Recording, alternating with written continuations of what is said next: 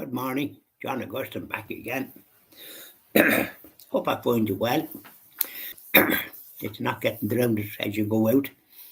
I had to do some remedial work this morning. I had done it before because in my house there's a road there and they did road washing and heightened it up there some years ago and made it a bit awkward with my what I had erected to stop the rain as it flowed down the bit of a road. And it was thrown in here because it wasn't in, and it went past when I put up the thing. But then when the road was lifted up, there was, as the fella says, a breach in the dike, as they have in Holland. Dikes, they're so flat. So I did some work there, but I still see that it comes in. So I did some remedial work there to put stones and to try and stop it. But with the rain, I have to put a bit of cement or do something to have it that it will not be just coming in because you have your own rain coming from the roof and have showers and it probably goes off down to the septic tank. I have a septic tank here, not on the mains and down beside the town. These things happen, don't they? And and I have my own water, well water. But I have an item there to get rid of the lime out of it, a salt business that you cost several €100 to be installed, and it takes lumps of salt. No, not the small stuff, lumps special. So it keeps the lime away from the water, and the water is lovely then. And there doesn't be any scale on the like the hot press and that, which could fog up. So I just mentioned these as remedial. And so the Vatican Two, it was designed to sort of deal with modern times, perhaps take account of it or foresee it. And it was inaugurated by Pope John Paul the 23rd. He didn't live too long. And then I think Paul the Sixth followed him. And there was many priests and cardinals and archbishops from all over the world. Far too many in some ways, I think, because when you have a big committee, it often has difficulties, doesn't it, to make a decision, a sensible decision. But this was the Vatican II, designed to deal with faith in modern times. Now, when it was inaugurated in this country, I think, and I think in probably many other countries, but in this country, the faith was practiced by 98% of Catholics. Churches were packed all over the country, and confessions were packed. And the Holy Mass was celebrated in the Latin Rite, and the priest, there was usually the parish priest and 2 or 3 curates in most parishes that had any kind of a population, allowing for emigration, of course. And of course, our priests were on the missions as well, because we had surplus devotion, so we were able to send missions to Africa and America, and Britain was regarded as mission territory, and priests were sent there. There wasn't enough vacancies in parishes because they were well supplied with priests and vocations. Yeah, there was 3 or 4 seminaries in the country, all full. So that was the background. Rosary and benediction were celebrated in this country. Confessions were well attended. not just in country areas. My father was a Garda and was transferred to Boyle County Roscommon. When we were young, that church was packed. And so was other churches when I was 18 and then started working in Dublin. And Rathmines was packed. And the church in Rathgar was packed, and the church in Terranure was packed, and any other church we were ever in was packed. But these were ones that when we lived in with companions, shared small apartments, bed-sitters more likely. And but it was all grown up. And so Masses was packed, and of course we went to confessions. I mixed with people that did practice their Catholic faith. And so I'm making the background to Vatican Two. So Vatican Two then came into being, and I think they didn't do anything about interfering with the Latin Rite Mass. That wasn't part of the thing. They did facilitate in some countries where they were very poor and mightn't even be able to afford a Bible. We certainly could afford a Bible. But when I say we, wages were very poor in our family, but we all had Bibles. So we were able to follow the Mass. And I was an altar boy as well. Sarah Sherman was in the Latin Rite and knew all the Latin and was good at Latin in secondary school, honours, and French. Yes, sorry, and English. Weak in Irish, the teacher that taught Irish was more like bully. You can't learn from them. So the upshot of it was that gradually over the years,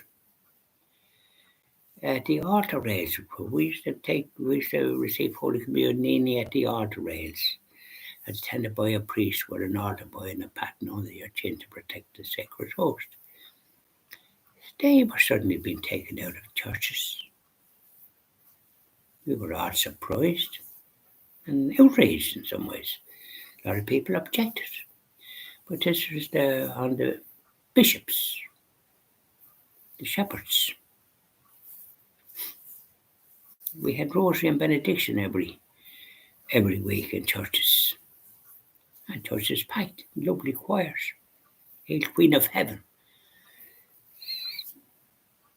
The Tantu Mergo. The priest with the monstrance and the altar was on for about half an hour. And then there was a holy hour. Then there was missions in every church once a year. There was the men's and women's sodalities. And so that men went 1 month and then ladies went another month, and it would strengthen the families. And they would have been receiving confession. And then every Lent, people gave up alcohol, they were drinking and gave up cigarettes. There was all these things happened. And they fasted when they were supposed to fast. But all this was done away with gradually. And when there was vocations to the holy priesthood and churches packed, it gradually began to not improve the way it might have been perceived to be improved. It quite the reverse, a disaster. Instead of 98% practicing the Catholic faith, it's gone down to about 30% or less. And there's attacks on the Catholic Church by the secular media and by others. So it's a poor state of affairs. So be careful what you plan to do. It mightn't work out the way you might think. But the faith has been practiced now by more lay people. Because in some churches there's just one priest, and in many churches there's priests from Africa, India and other parts of the world, because without them we wouldn't have Mass. And they're trying to come up with our strategies to increase vocations. But first of all, vocations when I was young was no problem. Priests wore their clerical garb and were recognised very much so. and nuns wore their clerical garbs and were admired and recognised and greeted. Now, a lot are not wearing their clerical garb, which is a terrible pity, and nuns that heretofore were recognised are now not recognised because they're wearing ordinary clothes like any ordinary woman, and priests sometimes wearing clothes when they're off like you or me. So these are all things that occurred after Vatican Two gradually, but the faith eroded. So it's been a disaster. And the altar rails then were taken out of churches, not by the lay people, but on the order of the shepherds. It's not been a success. And now people standing up receiving on the tongue from Eucharistic ministers that are not dressed. And we're not aware that they're receiving the sacrament of confession every week to be in a state of grace. We maintain that the priest should face the tabernacle, even if they're saying Mass in English or any other language, and bring back the reverence and put back the altar rails in other churches. These are things that they need to do, and have missions now far more frequent. They disappeared altogether. In my parish, there's been only one in 22 years. That is dreadful. They're needed every year to strengthen the faith of the people. And Eucharistic adoration is often on for just for a few hours in the church. Have it on from morning to evening and suggest that people avail of it. And preach the sacrament of confession. And have it after every Holy Mass and at least for an hour on a Saturday in the confession box. That is the place where it should be held, as was. Go away from anything to do with this modern stuff. People want to go to the priest and confess their sins. So have it after every Holy Mass in the confession box, and then for at least an hour every Saturday in the confession. That needs to be done. So this is John Augustine Malone discussing this, and this will be very much part of the Christian TV Ireland project when it gets established. It's lay people that is doing the good, and it has been down the centuries. Great popes have referred to this because oftentimes during there's been pressures go this way or that way, and but the Catholic faithful kept the faith, and they're doing it now still, promoting the Latin Rite Mass even it's under attack by the forces in the Vatican, which they should never do. They should be delighted, and there's vocations to the people that's practicing the Latin Rite Mass, whereas there isn't to the other. Not enough to replace. Churches closed. You can't do that. They'll cost a lot of money to build with donations from the people. There's the altar raisers paid for the people, the stations at the cross, the stained glass windows. So we pray that these things will happen. That's what we do. I certainly pray for that.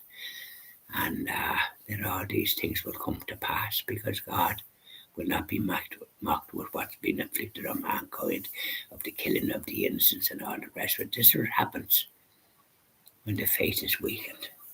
Do you think any of that would have happened when the churches was packed? 90%, over 90% practicing the Catholic faith in this country and in other countries.